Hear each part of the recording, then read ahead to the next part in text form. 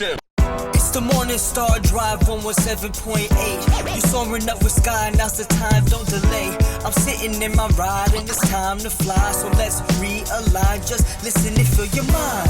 Hey guys, how's it going? And welcome to the MSD on 117.8. It's Tuesday, June 18th, and so happy for you joining us, and we are ready to start this day together with the Lord. So subscribe to us on YouTube, follow us on SoundCloud, and make sure to support us on Patreon. So today we have an exciting podcast for you once again with Bible Today and 2G Talks. All right, so how's everyone doing? I hope that you guys had a wonderful weekend. I know, I think Pastor Sky mentioned on Friday that we have 13 different countries listening in, right? So, give a shout out below too. I think it's interesting because we get comments from everyone, but we don't really know where everyone's from, right? Like some people, they have their like names as their YouTube like handles and as their YouTube like usernames, but for the most part, like I look at some of the comments and I don't really know exactly who it is. I know like I've even met some of the people who like write the comments down below, but when I like see like the comment and the username is hard to really tell. So feel free to let us know where you're from. Like where are you listening from? I would really love to hear that.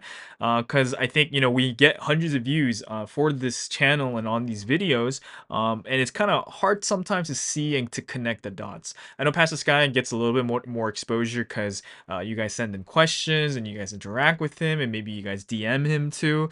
But I think for the rest of us, and for myself too, like as I start to do these Tuesday segments, I'm very curious to know where you're listening in from, right? And I think I know like on Friday, Pastor Sky also talked about the poll, and I really think that the results were very interesting too.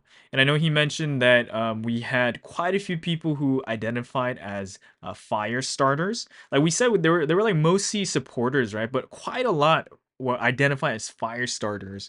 And he was like talking about how that's not really characteristic of like of maybe Providence at large necessarily, or churches at large in general. So that kind of says that we have a particular type of viewership, right? So we just kind of want to know where you're from, like what's engaging people about, all the things that we talk about. Yes, so I mentioned the 13 countries and where everyone's from, because I think I often try to give like updates from like here in the U.S. and here from San Francisco. And so this past weekend for us is Father's Day.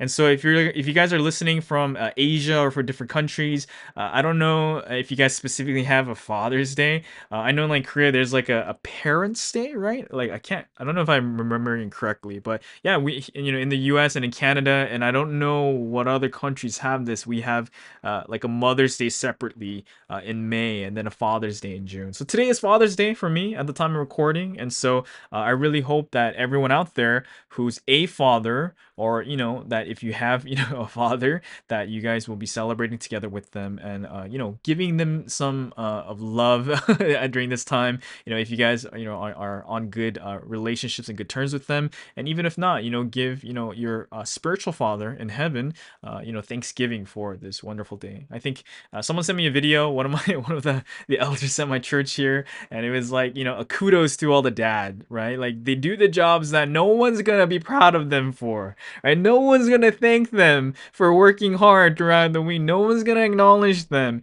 And even if they're upset and they're mad at the world and they hate their job or whatever, they have to check it in at the door. And when they come in, they have to, be the man of the house, take care of their kids, and spend time with them and be that father figure. But really, so shout out to all of our dads out there, and hope you guys are having a great week. All right, your efforts, and I think this is a great thing about Providence and about being part of God's history, right?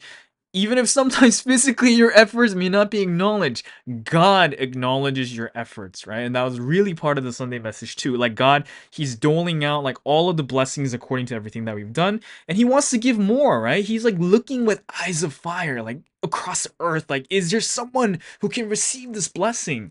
And honestly, being a good father and being a good mother and being a good, evangelist, like spiritual mother, father, and a lecturer, manager, all of those things, it fits the bill of like people who really deserve more. So spiritually you will always be acknowledged, never feel left out, and I really hope that this week will be an amazing week together with the Trinity. So, a couple of announcements, right? Don't forget that we have Q&A Thursday every week. So get those questions ready and send them to P Sky when you can. Feel free to send them to him directly, but also write it in the comments below too, because I would love to hear your guys' questions as well. Because I tried to listen in on Thursday this week and tried to get a feel for like what kind of questions come up.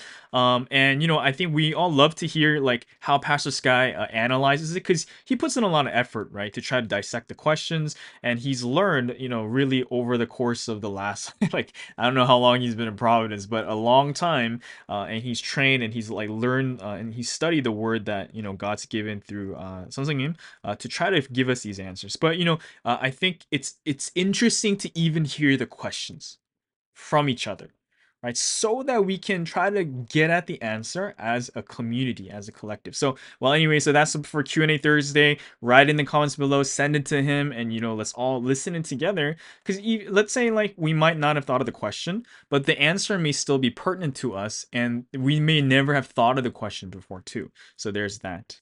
And then make sure to check in on the Rebel Pastor live streams too, right? That are taking place every Tuesday at 9 p.m. Eastern Standard Time or 10 a.m. Korean Standard Time, right? And I think we have an exciting one this week where he said he's gonna go through the actual EV script, right? That he's gonna do, or actually maybe he said he's gonna do it on Wednesday, right? But anyways, he said he's gonna go through the actual thing of like how he would actually like use this to preach, right, to deliver the word. So I hope people are excited for that too. But yes, and then the last announcement, if that had to do with the Rebel Pastor, it's EV scripts will now be on Wednesday's podcasts, right? And these are scripts that you can use to go out to evangelize. Right? I know Pastor Sky gave some great tips, right, this previous week about going out to evangelize, how it takes effort, it takes practice, right? And so you do have to practice and do all of these things, and that's easier said than done. But even Sunseem has said this too, right? Like this past week, we saw those videos, right, of all the things that something you did, right, and the story with the train. Right? Like we've heard this like a couple times now, and we saw a skit for it on Alpha Day, and man, right, like it hit deep. Like this Sunday when they showed that thing, right? But this is something that I got from reading something's Peace Soccer book. But he was saying that yeah, things require a lot of preparation. Or actually, no, this is from the in 2005. Something gave a series of education for leaders, and one of the things that he told the people is that if I had 100 days to do something, I would spend 90 days of preparing and 10 days to actually go do the thing that needs to be done. And so that just goes to show, like, yeah, you do need to plan, you do need to prepare, you do need to do all the work that is necessary so that when you need to do something, when you are going to do something, that you're ready and prepared and that you have trained for it too, right? If you just go out and do it, just like something in like when he went on that train, he tried to preach to like 50 people at once and like hundreds of people who didn't really care, right? Like he ends up becoming distraught and feeling like worthless and like defeated and such. When he said that the solution, and that now that he looks back on it after his 46 years of making ministry and becoming successful in all of these ways of ministry, was to talk to them individually, like one at a time. He may not have been able to talk to the hundreds there, but he could have worked through each and every person, and he probably could have had a good conversation with at least a few of them, right? And like instead of getting the dirty looks and like the criticism from the passerbys, right, for going in and out of the bathroom, he could have had meaningful conversations, and then he could have evangelized some people there too.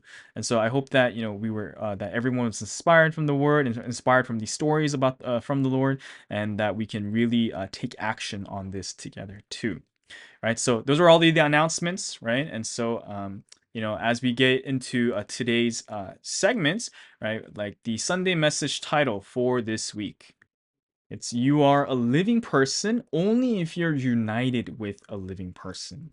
And the second one is "It is God's history that splits." And so yes, with this, we'll kind of go into the first break for today. But actually, this is kind of interesting, right? So recently, and I mentioned this on the MSD 117.8 the last few weeks, but I've been working on translating the Peace Soccer book. And man, it's a wonderful, wonderful book. But for the first time, I'm coming face to face with the work of translating And this is my first time like really like translating, like not interpreting, right? Not like audio interpretation, but translating written text. So man, there's some expressions that are really hard to transfer over from Korean to English, right? Especially when it comes to this kind of book where the meaning is important, and I could translate the meaning 100%. But then like in Korean, like if the sentence was conveyed in like 10 words, and it was like done in the form of like something almost artistic and poetic, right? Like an expression that's like used in Korean. But if I try to transfer it into English and try to carry over like 100% of the meaning, I may you have to use like 3 times the amount of words and the amount of explanation just to explain what was said. So it's really kind of difficult, and so I can see why like the like man, it gave me a new sense of appreciation for translators and interpreters and stuff too. But I mentioned this to say like for the first title of the message, it said like if you are a living person, yeah, you are a living person only if you're united with a living person. But like when I read the Korean, actually it says that like um you have like it could be read like you are a living person only if you're united with the living person, not a. Right. And so I don't know, like I'm sure the translators did an amazing job, and like I'm pretty sure the points weren't lost to anyone, but I'm like reading this and I'm like, huh, I think it could be the, right? Because we know that the person that we're supposed to be connected to is Jesus, right? And the person that God is using, right? The person, the living person, right? And this isn't a new concept that comes from the central figure message. And yes, of course it can be used to mean like a living person, like living people in this history, that we should be connected to them. And yes, people who do die and people who do kind of like like veer off from feeling lonely, they probably are disconnected from like a lot of living people, right? Like, and it's not just like they're not just disconnected from something, and they're not just disconnected from Jesus, but they're just disconnected from people in general. So of course it can mean both things, and a lot of things in the message alluded to both things. But I think one important way to also think about this, we have to be connected to the living person, right? The person who is the truth, the way, and the life, right? To Jesus, who brings us, the mediator between heaven and earth. Yeah, so anyways, that was the title for this week's message. And with this, we'll get into the first break for today.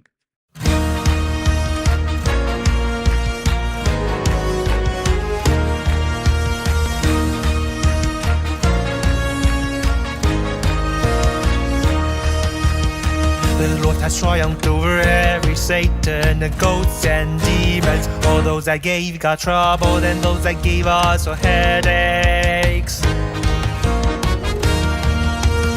Was there many weeds sprang up around the world? They slandered, spreading lies. People of the former faith came to persecute us, but in providence, now we have one.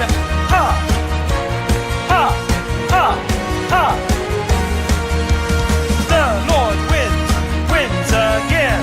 He has triumphed for the victory. The Lord who wins, he always gains the victory. He keeps winning again.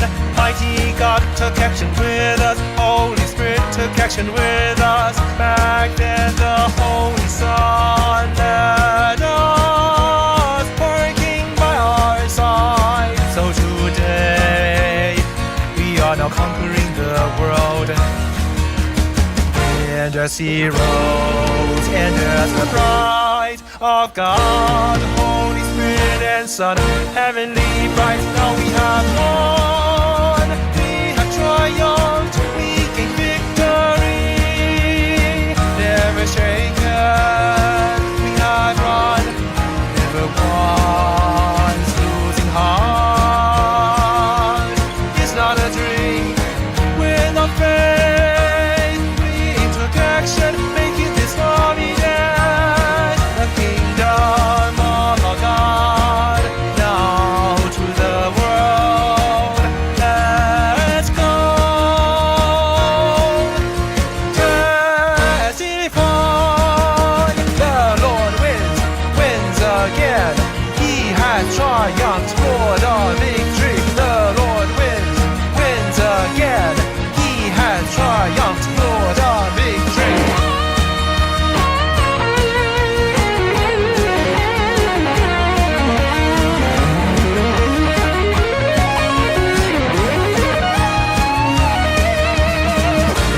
mercy rose, and as the bride of God, Holy Spirit and Son, heavenly Christ, now we have won, we have triumphed, we gain victory, never shaken, we have run, never once losing heart.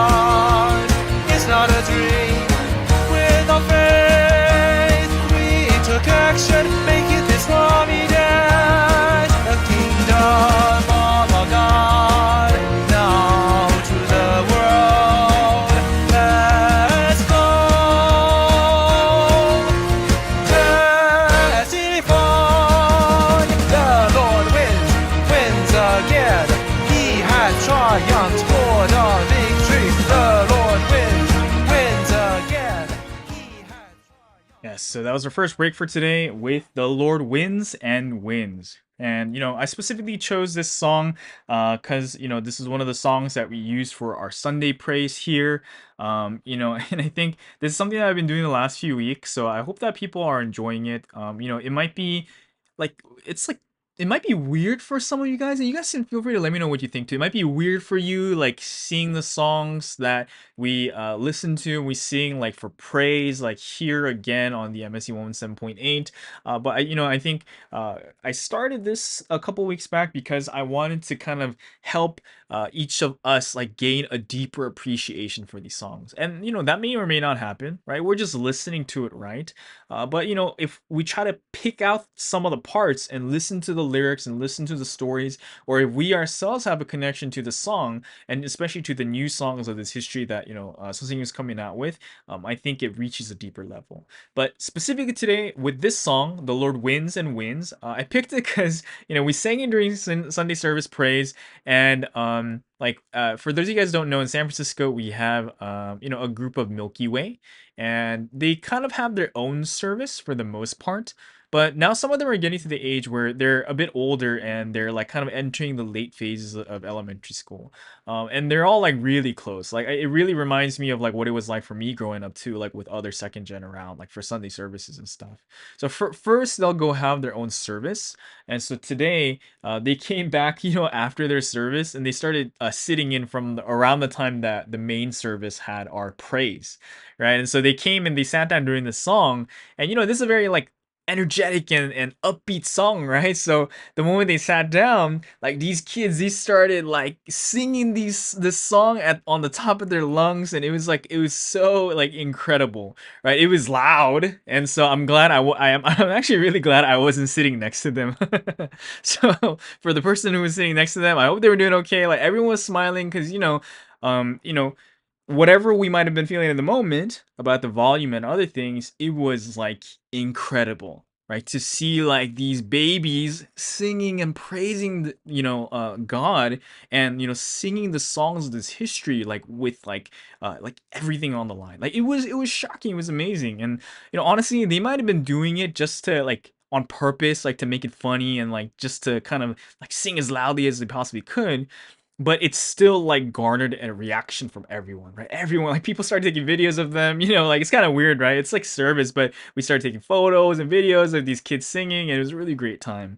And so I really believe that, in fact, that is the Lord winning and winning again, right? Like starting from the mouth of babes, like we spread this truth, right? We praise God, we do this thing, and this is the providence history that we're making, right? So yeah, so that was the first break for today. Maybe I should have said this before we went into the break, but now that you've heard it, if you want to go back and listen to it again, like be my guest, right? Listen to the song again. But we'll try to keep doing these things. And if you guys have these stories with these songs, and if you guys have any attachment to any lyrics, feel free to send me recommendations. Be like, hey Eddie, I think next week for the break, you should use this song, and this is why, right? And I'll play anything, right? Anything is fair game. But yes, so with that, we'll go into today's first main topic for like a main segment for today, which is Bible Today, right? And I'm really excited about this, and I know this like it kind of takes on different forms at times, and the organization of Bible Today may kind of vary, right? Because it's like seeing like the things that are happening today that like are pretty much composing the Bible of today.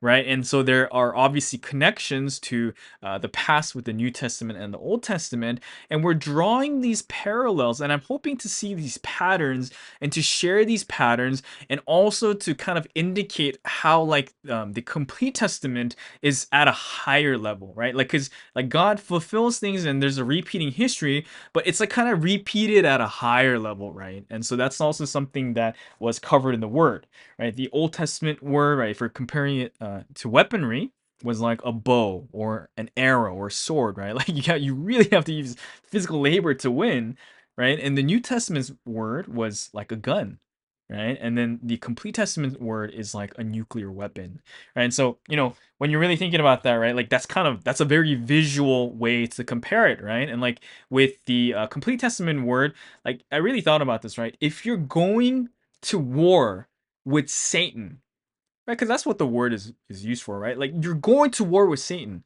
Do you want to defend yourself with a stick, right? With a bow and arrow, right? How accurate are bow and arrows even, right? Like you have to be really good at using a bow and arrow, right? And you have to be strong enough to swing a sword, right? And like many people die like through using swords, right? And like like are you even good with a gun? Like, of course, it's a spiritual gun we're talking about, but how many people are really good at with a gun, right? So if you're fending off like the forces of spiritual evil, right?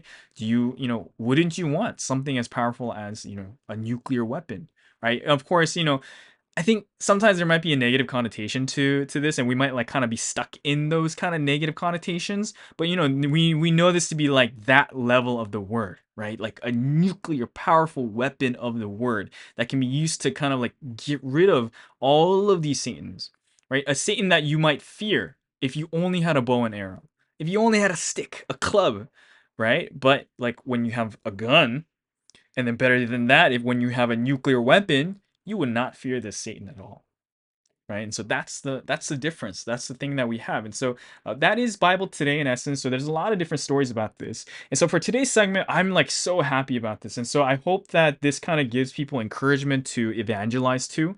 I know like there's many things from this week's message. Like this message was like so moving and it was so shocking, right? Because Cecily really talked about a lot of things, and I think I was really moved because I really feel like that I have a lot to repent for.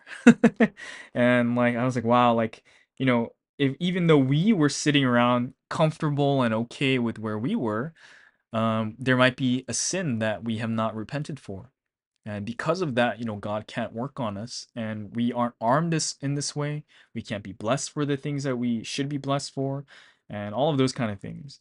But along with that direction of the word and really the powerful things there, he also did talk about evangelism. And so I have a story about evangelism this week that I think helps illustrate the power of the Bible today, of today's Bible, and of us writing this Bible, and of the man in mission living this Bible, and of the Trinity, of the Bible that the Trinity are coming up with today. So for like, I think I didn't share this last week, but for the church here in San Francisco, like we recently over like this last year started getting this like influx of newcomers, right? And we're not going out to evangelize. But I really do think that the spiritual condition that we set, the harmony that we've been building together with members, the prayer conditions that we've been setting, and of course, all the work that Sunshine is doing and that we are doing collectively, is kind of like till the soil and prepare things so that these lives can be sown. And Chris, it's not complete yet. We haven't like passed these lives yet, but all of a sudden, like these lives started getting connected, and so we started teaching them. And I think people have been receiving strength. But now we're kind of at a juncture where we kind of want to connect these lives to church, right? And individually, like these lives have mostly dealt with just their lecturer and just their manager, but they haven't really met the other members of the church.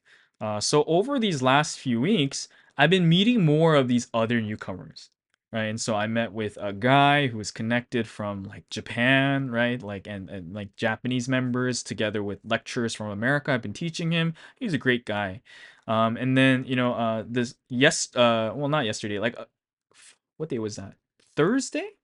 Friday, maybe it's Friday. Friday, I met with a high school friend of a member who's been learning for quite some time, and I didn't meet with them alone, and we had, the person who normally lectures and manages them meet together. So it was the three of us, and this is a girl, right? So I guess that kind of makes sense for why I didn't meet this person by myself, right? And so we were meeting three people together because the person who normally lectures was asking, hey, like, Eddie, do you want to try lecturing this person, right? Like, because we just discussed as a church that we kind of want to work together and share the load and kind of also introduce these newcomers to the church members one by one and kind of have this kind of experience. So I think this is kind of a small trial run in that sense.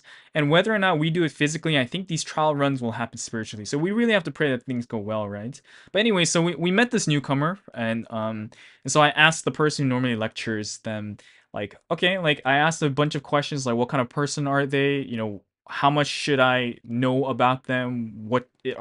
Should I be careful about anything? Like those kind of questions. How much have you talked about something to them? Like how much do they know? Like where are they? Like all those kind of questions. And then I also asked them, I'm sure you'll kind of give me free reign to teach any lesson, but in particular, is there any lesson that you think, we should go over this time? And the person said, central figures. And this lesson is very interesting. I think it's like kind of like a more of a lesson that ties together many of the lessons, right? Like about how God uses a person and it goes through each of the central figures, like many of the ones that the newcomers probably already covered, like with Noah, with Elijah, with Moses, with Joshua, and of course with Jesus. And like leading into this history as well, like all that trend of using central figures. And so, we went over a lot of biblical history, and I could tell that this newcomer had a lot on her plate. So we kind of like tied it directly to her life, and she was really thankful and moved by that too. And so she was like really impressed with the biblical stuff, right? I shared about Elijah, I shared about Moses, right? Like the things that are maybe not even directly written in the Bible, right? And it was interesting because this newcomer had listened to or watched a documentary about Moses on Netflix. She said, and she said she was so moved by that documentary that she was like crying or like figuring out like what kind of a figure Moses was. Because she said like Jesus is Christian, so a lot of Jewish people don't necessarily like or believe in him, but Moses was a figure that Christians, Jewish people, and even Muslim people acknowledge, right? So it was like someone that the three different kind of different religions were able to testify about together. So they had Christians there, they had Jewish people there, they had Muslim people there, testifying about like different historical things about Moses. So she really loved all of these parts. And so we were talking about the central figure. And so I emphasized like 2 points. Like one, that God uses these central figures time and time and time again. And that, we have to be connected to that central figure to be saved, right? Like at Noah's time, only those who boarded the ark together with him were saved, right? And that was only his family members. At Moses' time, only those who followed and obeyed him, even though things were tough, were able to make it out of slavery, out of Egypt. And same thing at Jesus' time, right? So that's the trend, right? So that was like the first part, and the second part was that the central figure. It's not that they will just make a history of miracles, right? That are like beyond our understanding. And that's why we should believe in them. That they're going to fix and cure our problems with miracles, right? With a wave of the hand, with magic, they're going to get rid of it. But no, like what the central figure does, and we can see this clearly today, is that they set the example, right? Of how one should live, right? That can resolve the suffering and the questions and the difficulties of life. And this person learned from God and was trained, was picked from like even before they were born, right? Through like all of the conditions that went into their lineage and where they were born and how they were growing up. And they, like many of them, had to suffer and go through a lot of things. But what we see from that is we see how to come alive, right? And that was like really part of this week's message, right? Like God is looking for the people to breathe air into, right? Breathe life into. The Holy Spirit is doing that. But the way they do it is through the central figure, through the word that they give through this person. And this is not a new thing, right? Moses said this about Jesus, and he said this like time and time again. So I explained all of these things, and she was like, this is so great. And I was very thankful because afterwards, right, like and I think this is really smart too. So we had about like an hour or two where we met and chatted and learned the lesson, and afterwards the manager and the lecturer went just with her, and they had their private time because this member had things to share, or this newcomer had things to share too, and I think that's better if I'm not in the picture, right? As a guy, that I'm not there. And so she was saying like, wow, like Eddie knows the Bible so well, right? Like, is he a pastor? And it's not that I really know the Bible that well, but I was grateful that she said that. And I think it's something that all of us know that we want to improve, right? On our knowledge about the Bible, and in being able to know the lessons really well. So I was very thankful that she said that. But the reason why I share all this, and this next point, was really the proof, the evidence, right, of last week's message, that the stories today are really powerful. The Bible today is really powerful. The word that the Trinity are giving today is really powerful. And the life of the Manna mission today is really powerful. And this was like a proof of the pudding, right? Proof in the pudding of like how of yes, knowing the Old Testament, knowing the New Testament is important, but actually, even if you don't know those things, knowing the word for the complete Testament is the most important, right? So, I'll get into what happened. So, while we were talking and while we were sharing about the central figures, I was testifying for something too, and I think you guys may know, but I've been translating the Peace Soccer book, right? And for those of you guys who don't know what that book is, it's like a book of the collection of messages that Sunzing has given. It's an anthology, right? So it has all the excerpts compiled of the messages that Sunzing gave about soccer from about 1988 to about like 2006, 2007, something like that. So that's about what, like about 17, am I doing that math correctly? Like 17, 18 years, something like that. And did I do that math correctly? Yeah, I think so. Yeah, about 16, 17 years. And so I'm about halfway through, and man, the stories in this book are incredible. So I really hope that I can get to translating this in English quickly so that those interested can read it. And so I was like thinking about like what to share with this newcomer. And so this is how we know the Holy Spirit acts, right? Because there's no way that I should have known what story would move this person, right? But like of the things that I was translating, the part that I like felt that I should tell this person, I don't really remember the context it was brought up, but one of the things that we've seen something to do with soccer is he makes goals from like 20 meters away, right? So for those of us in the US, that's about like 60 feet. And that is quite far to make a shot, right? And for those of us who don't play soccer or who play very casually, it is very hard to make it from 60 meters, or 60 feet away, or 20 meters away. And not just that, we know that he makes it with like 20, 30 people in the goal, right? And there are some people who think that, people go easy on him, right? The 20, 30 people in the goal, they don't try to stop it. But actually, that's not the case. And he like goes into this in the book. He says like he's trained like so much to be able to make that shot, right? So there's a couple things he does. He breaks the goal into quadrants, so into four places, right? So the right corner, the left, the top left, the top right, the bottom left, the bottom right corner, and he practiced making it into each corner like thousands, tens of thousands of times from 20 meters out, from like his spot, from 20 meters out, right? It's like Steph Curry with a 3-pointer. Like he has practiced thousands, tens of thousands, hundreds of thousands, millions of times, right? So that it's easy for him to make it from that place, from anywhere. And then after that, he trained by like what he shows us, right? By putting 20, 30 people into the goal, right? So that he can make that shot at any time. And so one of the things that he did during like the particular story that he was sharing was he made it from like 20 meters out with 30 people in the goal. And then every time he made it, he would take one of the goalkeepers out. Right. And so over time, like as he made more and more of them, like it went from 30 to 29 to 25 to 20 to 10. And eventually there was like no one left in the goal. And then after he got rid of all of the defenders, all of the opponents, he said, they symbolize Satan. So he said he got rid of all of the opponents that symbolize Satan, and all that was left was the empty goal. And then after the empty goal was there, he got the people who was watching, and he said, "Now you try it. Right? You try to make it from here, from 20 meters out." And so he had, the men and women who were there try it.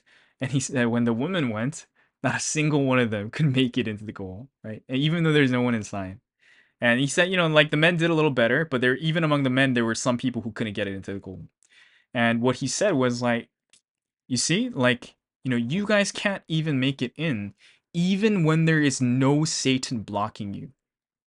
Right? He says specifically, he said, you guys can't even defeat Satan who is already dead. He said, you're like, that's so, and like in the Korean, it sounds even funnier. It's like, it's not even saying that like Satan is defeated and he's ran away, so it's empty. It's kind of like saying like Satan is still there, but he's dead. He's dead and he's not doing anything, but yet you still can't make it. Right? And so like it was really shocking, right? And so he was telling us that we really have to train, right? And he was like using this for ministry, and he was like talking about various things about soccer, and as it relates to evangelism and the things of providence that he's learned from soccer. And I can't remember the context under which I share this, but like of all the things that we went into, and we covered some powerful stories about the Bible, about Elijah's life, about Moses' life, about Joshua's life, about even Jesus' life. But this story moved the newcomer. Right? She was like in tears, like when I shared this story, right? But it was specifically because it had to do with her situation, right? Like she's someone who, whose job isn't very stable, and she's like constantly been searching for like better opportunities. She wants more stability, and she wants more peace of mind, like with respect to her finances, so much to the point that she wants to move to like find a different job market and stuff like that. And then she said like when she heard the story, she was so shocked because she says she for herself she always like finds something to be upset with, right? Like someone to blame, like, oh, like, I can't do this because, I'm like this, and people don't like me for this reason, and people are discriminating against me, like this and that and this. But she said, actually, like, there's no one stopping me. There's no obstacles. And yet I still can't make it in because I haven't had that practice, because I haven't built on myself like this. And I think yeah. So I think the conversation flowed like that because we were talking about how the central figures make themselves, and that we too have to be trained like them in order to receive the salvation that fits that time period. I think that was like part of it. But yeah, she was so moved by this, and she told me she was moved. But even after we separated, and the newcomer, stayed with just the original, the female lecturer, or one of the leaders from her church, uh, the leader said that she kept talking about the story even when they went out for lunch. And so I was like, wow, like that's so amazing, right? And I think this really goes to show why, more than the central figures of the past, more than Noah, more than Moses, no more than all of these people, we need the central figure of this time period, right? That's why something has been focusing on that message so much, right? That history starts with one person, that God focuses on making history through one person, right? There isn't two. There has like never been two in God's history. There may have been two, like there were like two prophets, like one like during the captivity, like when Babylon and Syria were in charge, right? So there was like one to take care of the people there, one to take care of the people remaining in Jerusalem and stuff like that. But for the vast majority, the focus is always like one person, right? And God doesn't split, like and people have tried, right? John the Baptist tried, and we even shared about John the Baptist and the things that he did, and how long his ministry lasted afterwards, like all of that kind of stuff. But what moved her the most were these stories about Sung. And I think that like I don't know about for you guys, like when you lecture, when you go out to evangelize, and even just for yourself, like when you think about the 30 principles and lecturing, we know that testifying about something is important. And I've honestly got to the point, like, I think this is probably like 10 years ago at this point, but when like we didn't testify about something clearly, like kind of early on and like consistently from the beginning, it's so hard to connect something in at the end or later. Right? So we know that we have to do it somewhere, but like we may not know how. But the thing that I've seen from this example and from the last few people of teaching them is that we have to do it from the beginning, and we have to do it well. And the thing is, just like the story, you don't really have to know like some like crazy profound story. Like, I mean, honestly, all of some of these stories are really profound. But I think like just know the stories that you can find very well, right? We've each heard so many of them. So the things that interest you, like listen to them, find those stories. There's so many of them. There's so many resources. Like if you have nothing, like if nothing strikes you as like a story that you know about something, because not many of us have direct stories about something, but we have the word, right? That comes out every Sunday, every Wednesday, and we should honestly, have resources to know more about it, right? But we have Palm Station, we have all of these things, we have different projects that are coming out. We have the story about the train from the videos that the arts department makes, and so these stories are critical, right? They are critical and critical for evangelism because people need to see how to live today, and we become the teachers and we become the second Jesus, the second, central figures by becoming like this person, by becoming like Jesus, by becoming like, what God is doing on earth, like through the person that he uses, right? And so this is something that we know, but, like this last week through this example of this newcomer, I really saw it in practice and I was so moved by this too. Because actually, before meeting this newcomer, like I was like kind of like, like what do I talk about with this person, right? And like, cause it was my first time lecturing a girl too, right? Like I've taught like SS, right? But like this was someone like slightly older than me, and it was like a woman, and I was like, man, I don't really know how to approach this person. And like even when we first sat down, like, and she was like, sharing with us like her current situations and stuff like that. It She was sharing like a lot of things that my friends would typically share with me, like about their daily life, and that kind of threw me off, right? Because it was like hard for me to see like, oh, okay, how do I connect this to giving her the word? Because when my friends talk like, and they're talking about like worldly things, we know how those conversations go, right? Like they kind of spiral and they like go all over the place, and they talk about nothing that is spiritually alive. And so I was like, wow, like this is kind of like strange. But I think actually by working as a team and by thinking about God and about by preparing for the central figure lesson in advance, it was easy to make the connection. I was able to do it, and I think that also comes with practice too. And I got quite a lot of practice together with Pastor Sky during lecture training with him and throughout all of these things. And so we do have to take in copious amounts of these kind of practices. Right? We have to listen a lot too. And we also have to find opportunities to try it and to practice too. And I think God will give us the opportunities in small ways, like in the beginning. Right. So with this, so that was Bible today. Like let's testify about something clearly, and let's testify about what Jesus is doing in this time period clearly. Let's testify about each other clearly. Because it's not just about Jesus, it's not just about God, it's not just about the Holy Spirit, it's not just about something, it's about Providence history today. What each of us doing, right? If we testify clearly about what God and the Holy Spirit and the Holy Son and Jesus and what something has been doing and what they've taught us, that's testifying about us. So let's really do it well. And let's get better and better at it so that we can be proud, we can be happy, we can be thankful about God, about who we are, about being a bride in this complete Testament history. So that was Bible today. I hope you guys enjoyed. We'll get into the second break for today, and then we will conclude with the segment 2G Talks. I'ma make this short and sweet. Your time is done. You had your chance. You're finished. I'm going to the end, I don't quit, I'ma make it. Can see the finish line, I can feel it, I can taste it. Everything I say, I just do, I don't fake it. Your time is up, we're going all the way until the end. It's not too late. Are you giving up already? Check it out. Here we go. It's not too late. You chose this path cause you thought it was right for you. You can't give up right now when you know what you gotta do. Until the end, until the end, until the end.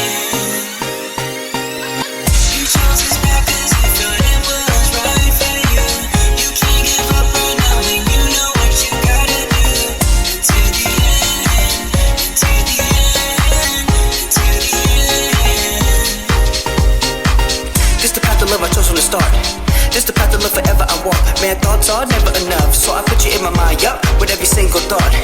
Even when I stumble, find my way up to the top. Coming to reach higher levels, I can never stop. It's so easy to lose everything, but what's great about life is you can get it back.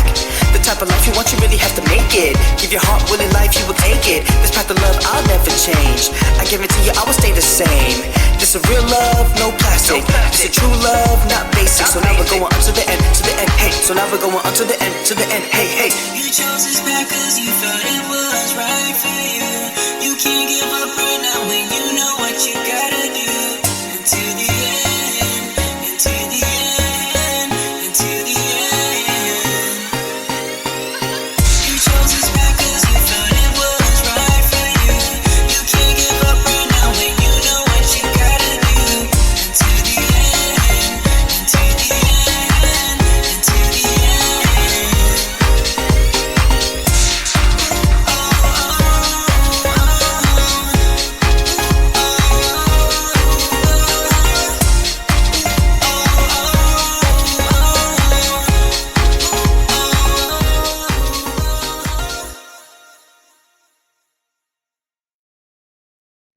Yes, so that was our final break for today, and we have 2G Talks with Eddie Kwan for our last segment. And today, um, I mean, I'm not sure. I might re-record this afterwards, just truth being told, because I think this topic is quite serious, and I don't really know exactly how to frame this, right? But like Sunsin gave the message, and towards the end of the sermon, he talked about the second generation, and I don't know about I think for each person it probably hit pretty deeply, because for me it's Sunday at the time of recording, so I haven't yet heard what Pastor Sky has said about the Sunday message and stuff too. So I'm excited to see your guys' reactions. But the part at the end where he was speaking to the second gen, it was very heartfelt, and I think he knows the 심정 of the members really well. I'm not just talking about second. He knows the 심정 of members really well. When we think about like warfare, and when we talk about like things like death, right? Even spiritual death, right? As when it comes to kids, it hits deeper, doesn't it? And I think people here, they might have complicated relationships with second gen, because part of what something he talked about is true, right? When he speaks to second gen, many of them have a lot of wrong ideas, and those wrong ideas come from a lot of different sources. It comes from the world, it comes from their own thoughts, right? And he said, and he said this to all of us, right? That we can't have 100% our own thinking, and many times second gen do have that. And it doesn't start it most of the time doesn't start off that way. But he said it's because their faith was instilled in them in a wrong way from the time that they were young. And he said two things, right? One, for to the second gen, he said you can't blame someone at this point for your stuff. You have to take accountability and responsibility. And he also said, for us, for all of us, for Providence, right? Let's do well to take care of these people. I mean, he didn't say that specifically, but he said that they have to be raised with the word, and they have to take accountability for their own lives and own actions. And it's so true. But we have, quite a wide range, right, of second gen, right? The oldest of them now are like in their 30s, and the youngest, right, we have second gen being born every single day. And not just for second gen, not just for kids, not just for people who are evangelized as SS, but for all of our lives. I know we care for them a lot, and I think that we have to do things to prevent this in the future and to really help them. And I will be honest, I think to do that, it requires all of our help, everyone's help. And it requires that we interact with these kids, starting from the time they're young, in good and meaningful ways. Right? And I recognize that we can't protect them from everything too. And so I want to conclude by giving 3 steps. And so, because I think from what I've seen, like, and this is something I experienced a lot, right? Like growing up too, people are eager to help kids. They're eager to interact with second gen, and they're eager to interact with SS and Milky Way and even campus and career, right? And they're willing to help out in so many different ways, right? And but sometimes, like, and this goes even with members too and newcomers, right? Sometimes even though we may have the best of intentions, we may make mistakes too, right? So something like, even when he was giving education to the leaders, he said, I'm gonna tell you clearly so that you know, right? Because when I don't tell you, you don't know, right? Like, even though he shows us with actions, when it's not laid out for us, sometimes it's not very clear. So this is a tip that I heard from some pastors in Korea, and I shared it before, but I think in light of something's message, this becomes more impactful, right? Because people have questions like, how do we take care of the second gen? How do we take care of not just second gen members? How do we take care of people, right? And how do we take care of these people who feel left out, or have felt left out, or could feel left out, or and have these wrong thinking in their head? And so this 3 step process is kind of simple, but I think this is a good framework to hold on to for each of us as we interact with the kids at our church, as we interact with the second gen that we may run into when we go on to events, when we visit a different church, when we want to interact with them. How do we do so? And the 3 steps have to do with the 3 phases of their life. We can break it down to Milky Way, like up until the end of elementary school, and then to middle school, and then to high school. In elementary school, and these are teachings that I heard from really experienced pastors in Korea who've been doing this and taking care of kids, the second gen, for the last 20 years.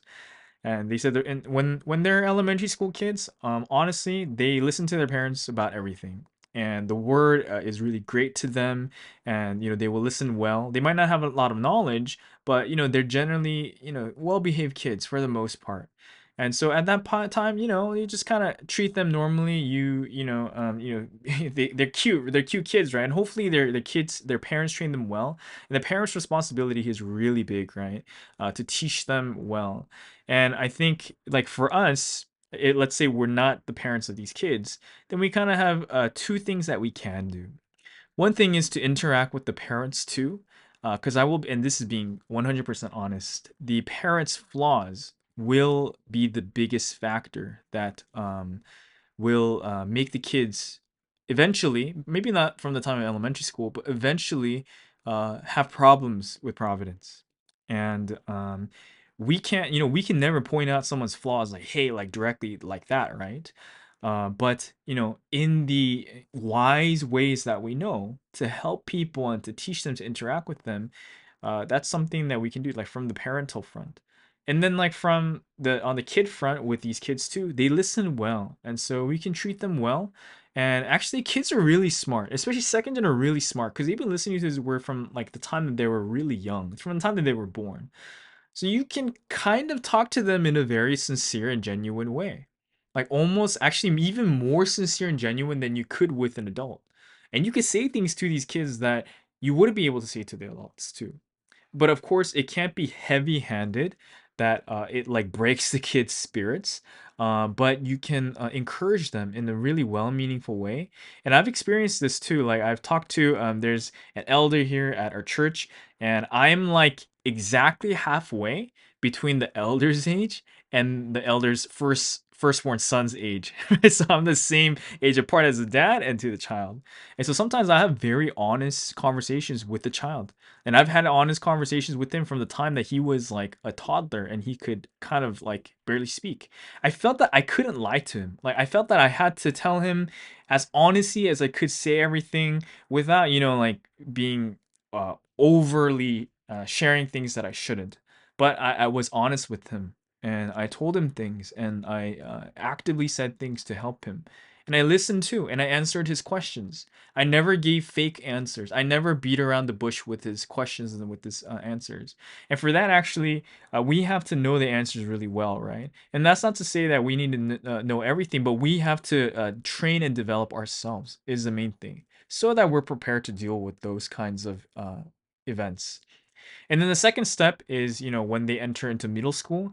And in Korea, there's a phenomenon for this, right? In middle school, and this isn't in Providence. They call this the year two syndrome, the year two disease. And right, so what that means is like when they enter like the second year of middle school, they enter puberty. And puberty in Korea, like it can be notorious, right? Because kids in Korea, like honestly, from the time they were young, many of them like have these like social expectations to meet, and so by the time they get to middle school, they like have bottled everything in, and they suddenly explode.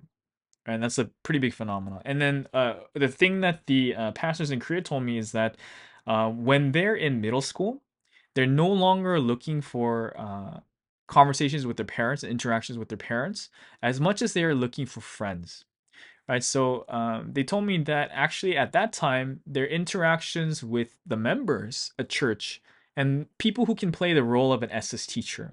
Now, you don't need to have the mission of an SS teacher, and I have been fortunate to have many people growing up who don that role, even though it's not the greatest role in the world, right? Like taking care of kids is hard, but people sacrifice and they gave and they try to take care of us as much as possible. But at that point too, and this is where you can really look into them as you would a newcomer and kind of see their personality. Some kids are maybe they're willing to listen in some scenarios, but at other times, some kids will have their own interests and they'll be bored during the message and they may be feeling lonely in their hearts. And there's something at the core of all of this too. But generally speaking, with the personality developments that have happened from the time that they were young until now, going into middle school, they're now at the point where they want friends. They want people who can relate to them. And it doesn't mean that you have to be their friend.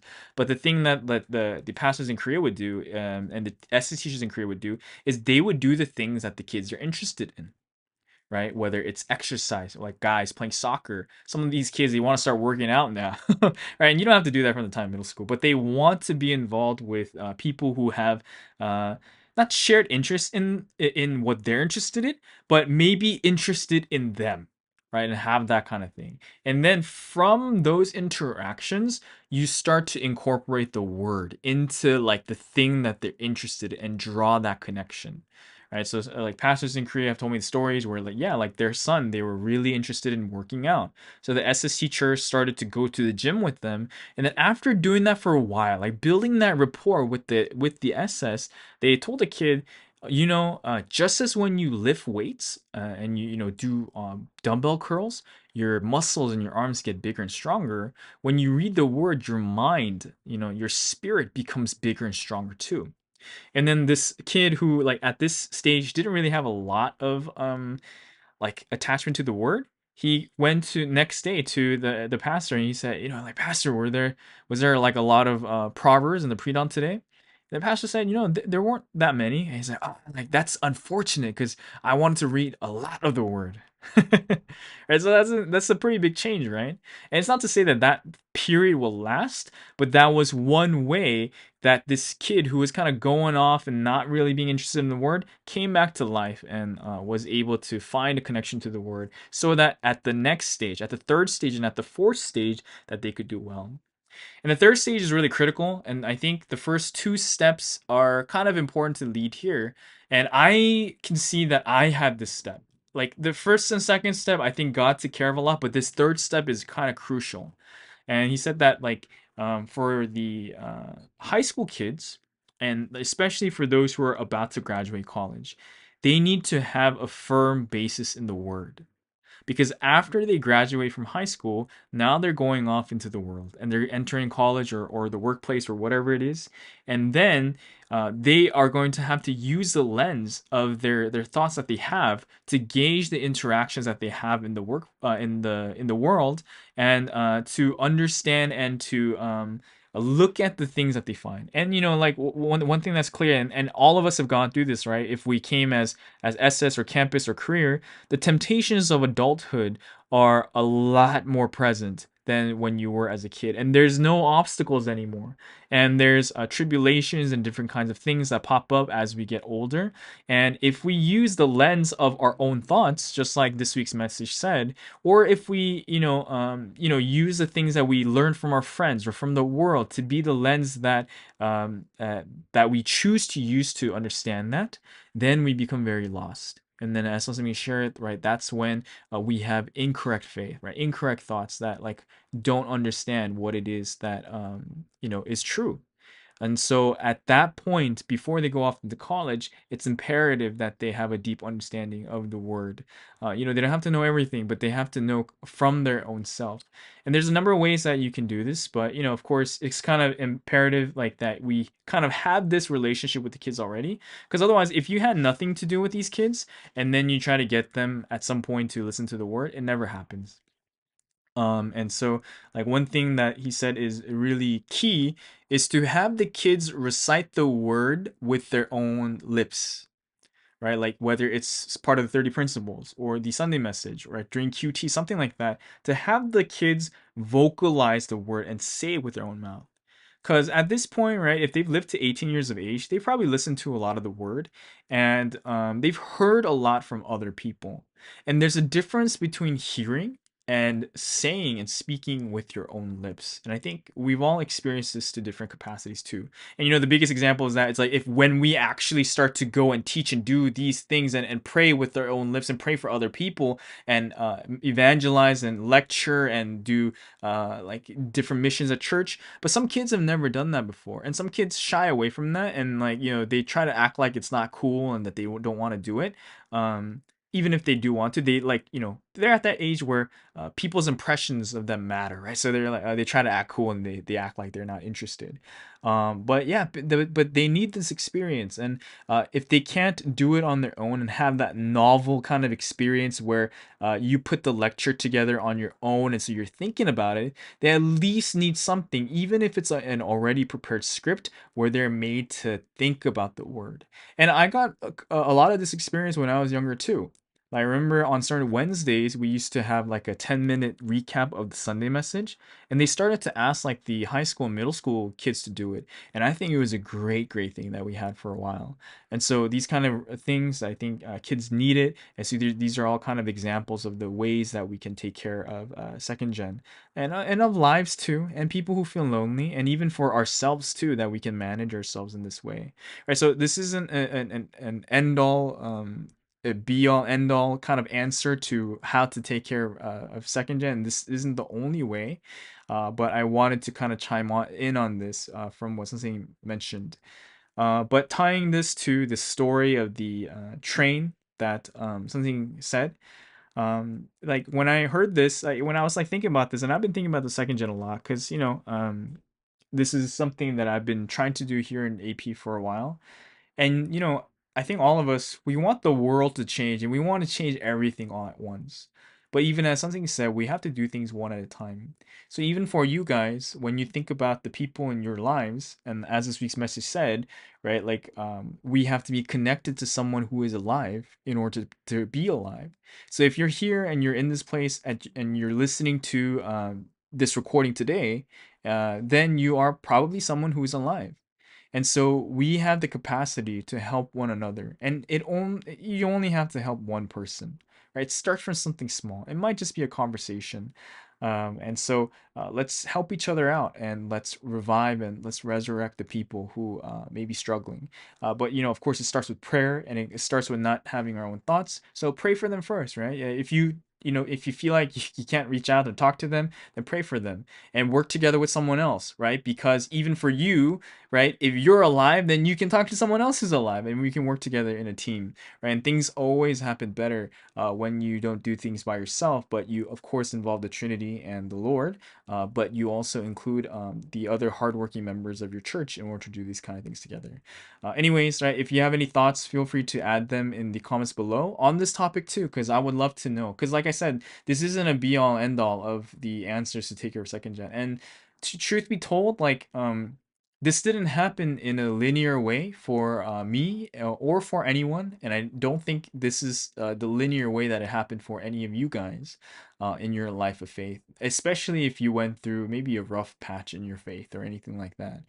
And so, we want to work together so that these kids can do well. Because honestly, if people suffer in their faith, we suffer, right? Like when someone is suffering in a church or someone's not doing well, or so when someone hasn't fixed something in their faith, then the church suffers. and we want to live this joyful life together with everyone. Isn't to be a downer, but to really to be able to think critically on this thing together as a community, as a church, as a spiritual family. And so I'm really thankful that something brought this to our attention. And so I pray that amongst other things that we can really pray for the second gen, and also for those who have had this period of feeling left out or something like that currently, and the Lord is doing everything that He can to resurrect them through the Word and through this week's message. So let's pray so that His efforts will bear fruit, that all the things that God is doing, looking all across the world with eyes of fire to see who He can bless, who He can bring back to life, who He needs to give things to, who He needs to judge, who He needs to do this and that, and He's doing everything that He can to help us out. So I really thank the Trinity. I really thank Jesus. I thank Sonship. I thank each and every one of you guys for this wonderful week and for this wonderful week's message. Let's really reflect on this deeper. I can't wait for Wednesday's episode, Thursday's episodes, Friday's episode to be able to share and to deepen our understanding of this week's message together. So that's it for this week. Thank you guys so much, and we'll conclude today's episode of the MSD on 117.8 with 2G Talks. Riding, it's time to fly, so let's realign. Just